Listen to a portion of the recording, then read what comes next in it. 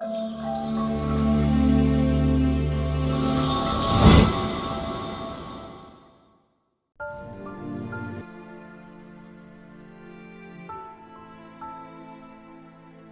যে ছিল পান্তা বুড়ি। সে পান্তা ভাত খেতে বড্ড ভালোবাসত। এক চোর এসে রোজ পান্তা বুড়ির পান্তা ভাত খেয়ে যায়। তাই বুড়ি লাঠি ভর দিয়ে রাজার কাছে নালিশ করতে চলল।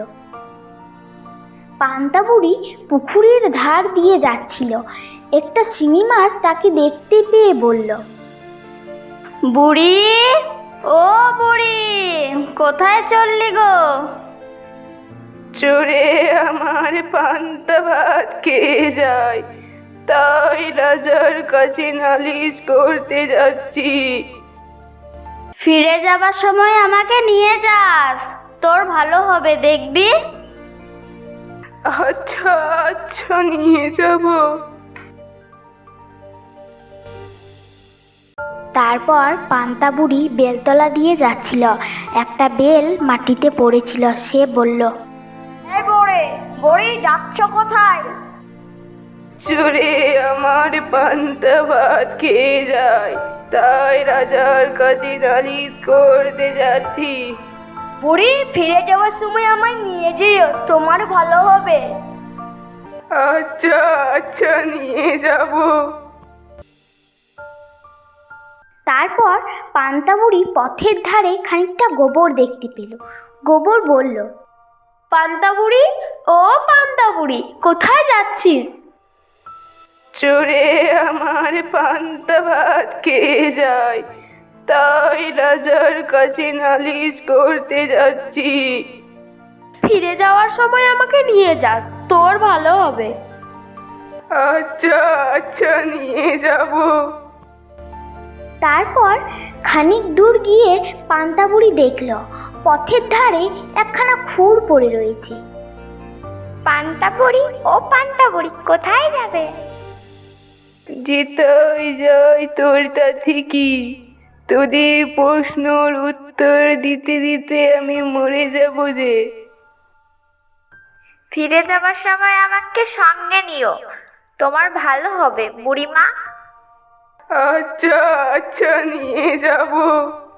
তারপর পান্তা বুড়ি দারোয়ানকে দেখে জিজ্ঞেস করলো, দারোয়ান, ও দারোয়ান, রাজামশাই আছেন? না বুড়িমা, রাজামশাই তো নেই। রাজামশাই কিছুদিনের জন্য বাইরে গিয়েছে। আচ্ছা, তবে চলি।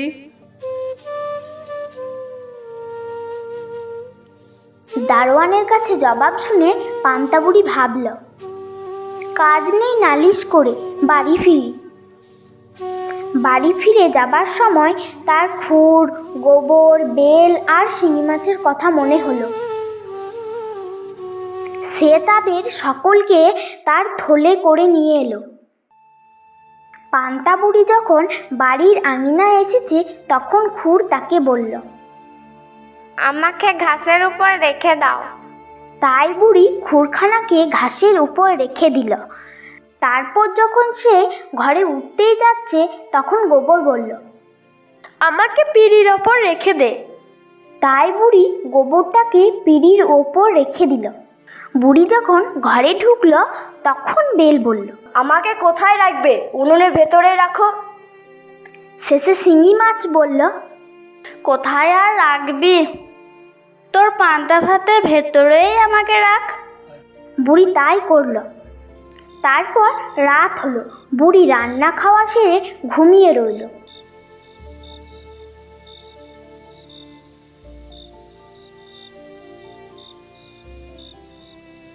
ঢের রাতে চোর এসেছে।